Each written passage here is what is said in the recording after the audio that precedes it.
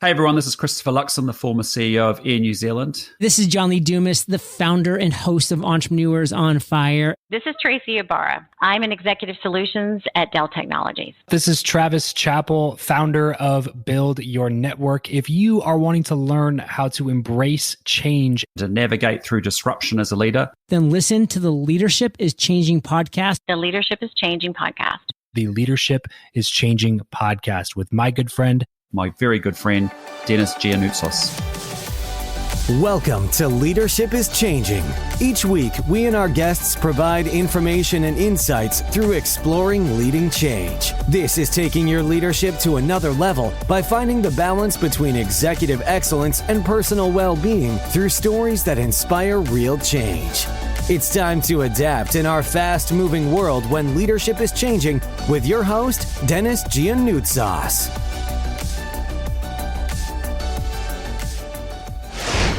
Hey, whereabouts in the world are you today?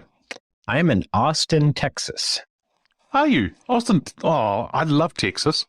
I think Texas is a place that I would like. If I wanted to go to the US to live, it would be Texas. Yeah, just avoid the summer.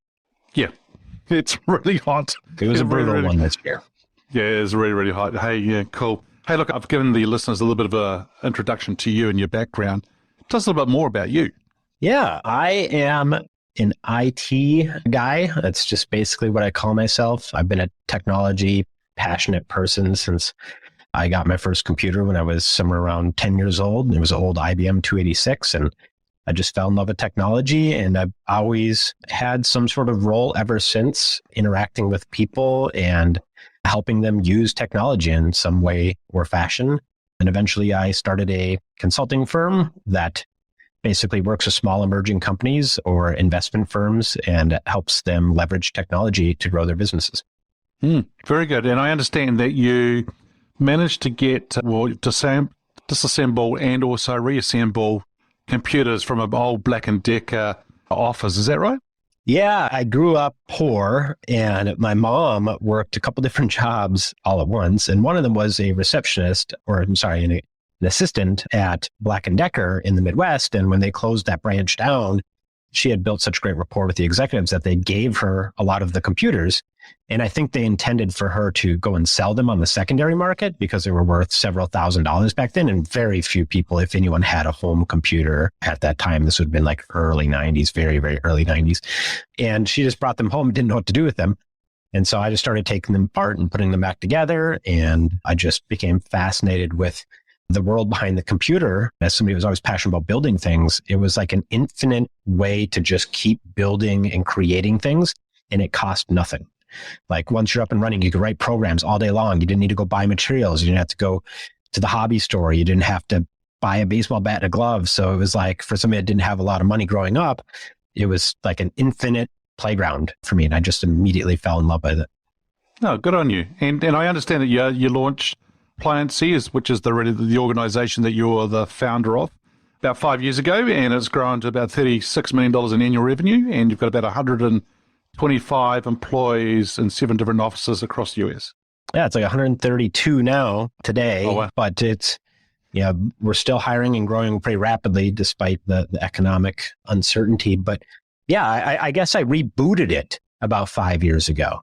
It was originally a stodgy old consulting firm where it was like maybe 5 of us, and we were doing professional services the old fashioned way, which was go and find the best talent you can, hire them, assign clients, and just do everything by hand and manual. And about 5 years ago, I saw this big shift of technology and kind of rebooted the firm. And one of the reasons that I rebooted it, to be fair, I've always been passionate about design. I've always been passionate about brand. I've always been passionate about people and psychology. And I looked around in the marketplace, and there was professional services have always seemed to fall flat on why do they exist, right?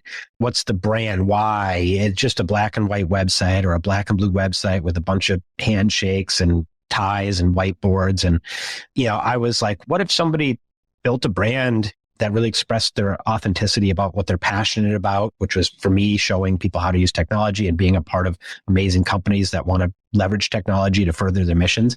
And so I spent a year trying to work with this amazing branding company that did the brands of like Calendly and Outreach and all these really established brands. And I just emailed them for over and over and over again for a year, begging them to just talk to me. Just talk to me. Just talk to me. You know, they're always saying, you can't, hey, if you have to ask, you can't afford it, right, buddy? You know, that kind of thing. But I was adamant that I wanted to build a really meaningful brand. And they eventually responded and agreed to finally reluctantly meet with me. And they met my passion too. And they met what I wanted to accomplish and build. And they agreed to work with us, which I thought was such a pivotal moment. And so we spent a year creating the brand Pliancy that we have today. And they just interviewed me for hours and hours and hours about what do you care about and why? Why have you been doing this 15 years, you know, or I guess at that point it was like 10 years. And we created this brand, and that's when I relaunched the company. And when I relaunched the company, that's when it took off. We didn't change what we do, really. We didn't change anything. We just communicated authentically to the world why we care, and it attracted like-minded people that were just as passionate about getting technology into the hands of emerging companies. And it just took off from there. You know, we compete with really deep-pocketed people, and we outpace them. We grow faster than them. We get better logos than them. We retain our clients longer. And it was all because we communicated what our values were and what we're about and attracted like-minded people. And so that's when we became Pliancy. Did that branding organization go, gosh, why did we take so long to talk to you? Yeah, I think they really enjoyed the process. Some of those people work here now. And yeah, some of those people I went out on their own, and we work with them still as independents. We were their first kind of clients. So I think they were just so passionate. I mean, everyone, it's no different than your employees. Even service providers want to work with passionate people. There's just something about helping other people achieve meaningful things that just is a force to be reckoned with. When you meet somebody that wants to achieve their dream and as a friend or a family member, there's just something that makes you give them almost more than you give yourself sometimes. Yep. And I think that they just were so blown away by how passionate I was about this commoditized, boring industry that I was in, that they found it a really interesting challenge. And then secondly, when working with really creative people, if you've ever worked with an architect or an artist or anybody, spend more time finding them and less time telling them what to do. And what I mean by that is you go find somebody that creates things that you are blown away by every time. Their portfolio, 80% of it, you just love. If that's a home, if that's a brand, and then you do whatever you can to work with them and then communicate to them what you care about and then get out of the way. And they will create these astonishing brands that you just fall in love with. And I think they just respected how I understood the creative process. And, you know, no different than employees, right? It's the same thing with employees, right? Tell them the why and then get out of the way. And so, but that's really hard when you're doing brands and design, right? You know, everybody, oh, change it from that color to this color. Oh, I don't like that font, or, oh, it's because of the logo, I don't like that. Or can we do this?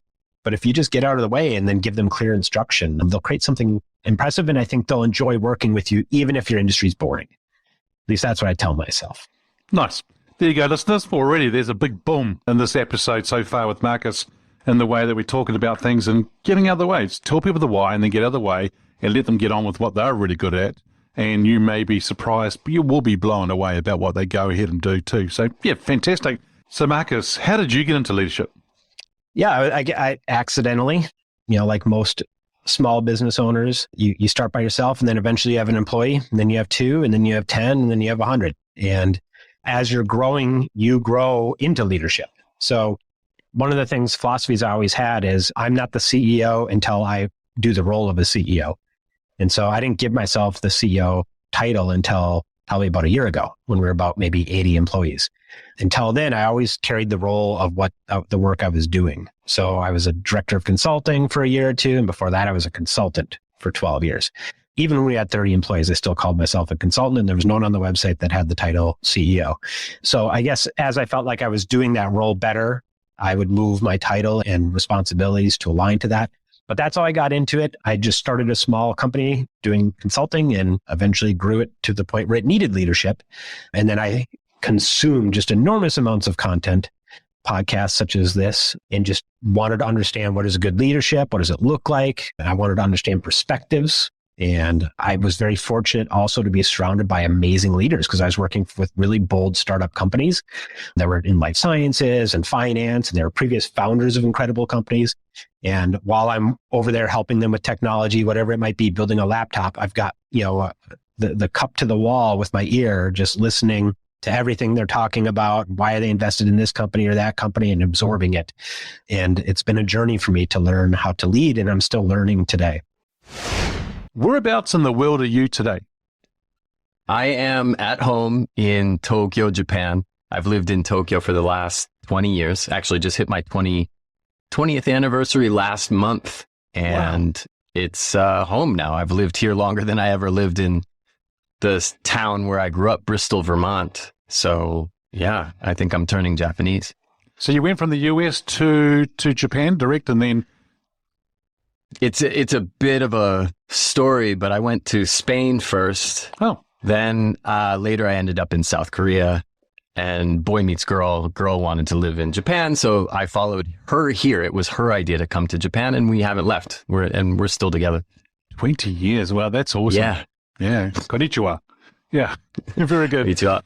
Okay, so that's good. And I understand that you are a diehard Tokyo Swallows fan. Is that right? That's right. And they won the pennant again this year. The Swallows are a Japanese baseball team in the Central League. We won the Central last year, and we won the Japan Series, which was the first time I ever witnessed that during my tenure in Japan. We just won the league again. The first night, the first game of the playoffs that decides who goes to, it's basically the championship series for the Central League, who goes to the Japan Series. That game is tonight against Hanshin. And I'm a little nervous right now. So if I stutter or I miss on my words, it's not because I'm actually nervous to be in front of a mic. It's because I'm thinking I'm a little nervous about the series that starts tonight. Oh, that's awesome. Yeah, cool. Now, tell us a little bit more about your background. You're an expert around something that's very special that you're going to share with us in a minute. Author, podcast host as well. Tell us a little bit more about your background. I kind of cut my chops, at least in the beverage alcohol world, in brewing beer. Back when I was a teenager, actually, I was a home brewer. Parents found out about it. They got angry. I parlayed that couple years of quiet experience in my bedroom closet into an apprenticeship at the local microbrewery. And that one thing led to another. I ended up becoming the youngest commercial brewer in the United States. I was too young to drink what I was making, actually. And I then, fast forward many, many years, I end up in Japan. And I ran face first into Japan's indigenous spirits, which does not include Japanese whiskey. Japanese whiskey is a relatively recent iteration. It's about a century old, I guess. But Japanese shōchū, S-H-O-C-H-U, and Japanese awamori, A-W-A-M-O-R-I, those are centuries old, 500, 600 years old. And they together outsell sake here in Japan. And I was fascinated by them. And nobody outside of Japan seems to know about them. And that led to a very, very deep rabbit hole that I am still tumbling down. And I don't think I'll ever find the bottom, because there's about 5,000 brands of these spirits produced every year. Wow. And there's immense diversity in the category. And the world has no idea what's coming. I'm very excited to help bring these to a wider market. And that's basically what my businesses do today. That's awesome.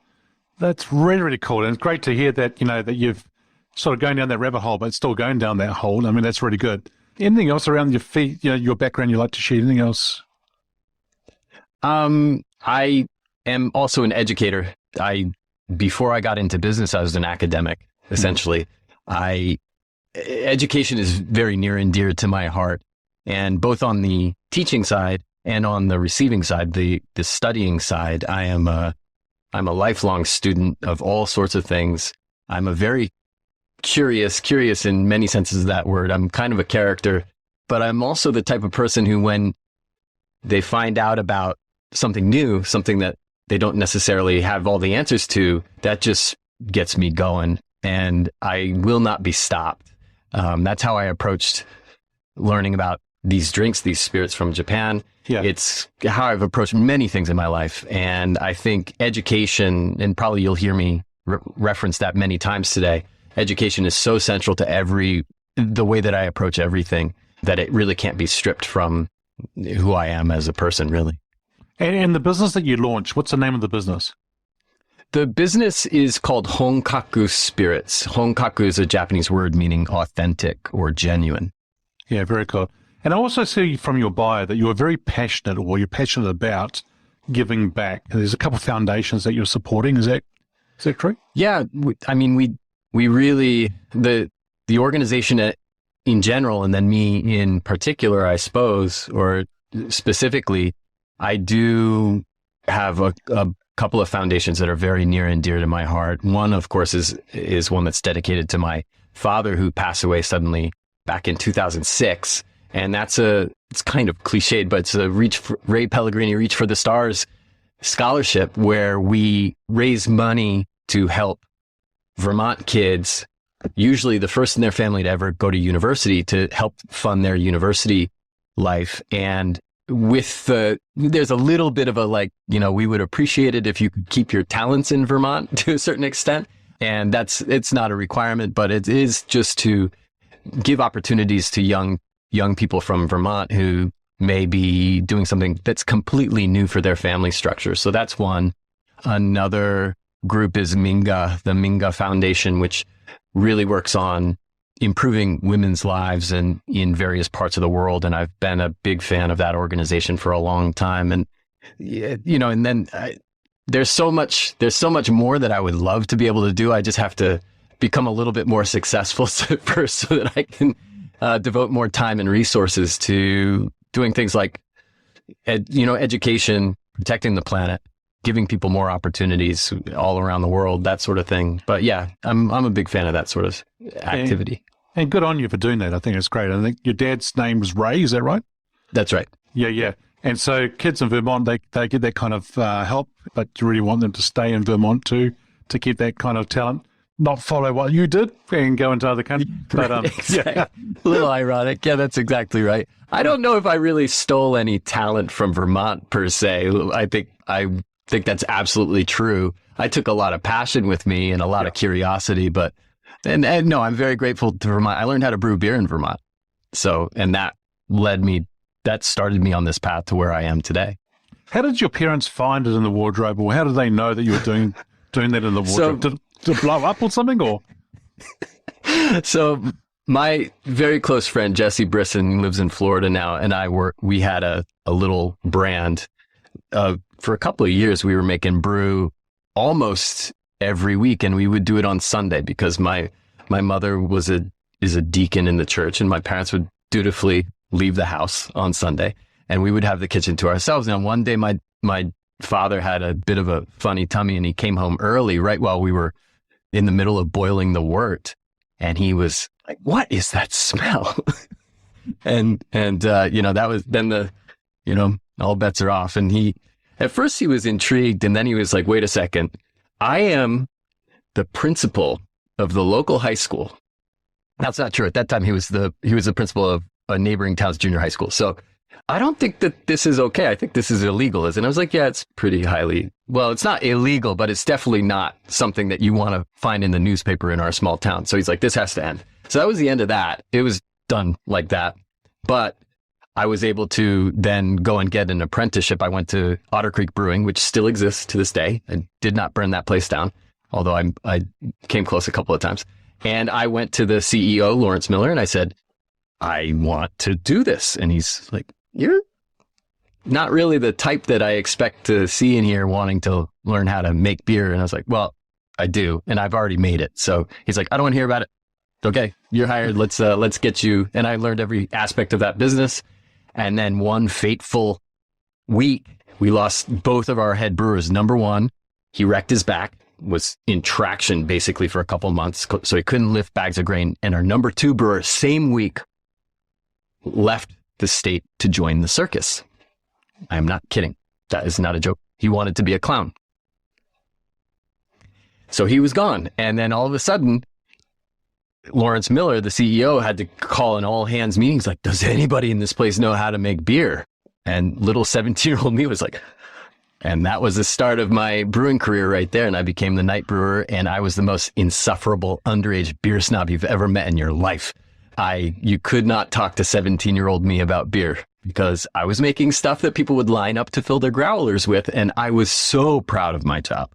And I was so fascinated by making small batch, whether it's food or whether it's drink, making small batch items with your hands. I thought it's such a back-breaking experience. It takes so much concentration and so much precision, and I just loved it. And I've brought that with me to this day. Thank you for listening to this episode of Leadership is Changing with your host, Denis Giannoutsas. Each week, we and our guests provide information and insights through exploring leading change, inspiring executives and leaders to adapt and lead a bigger game in a fast-moving world.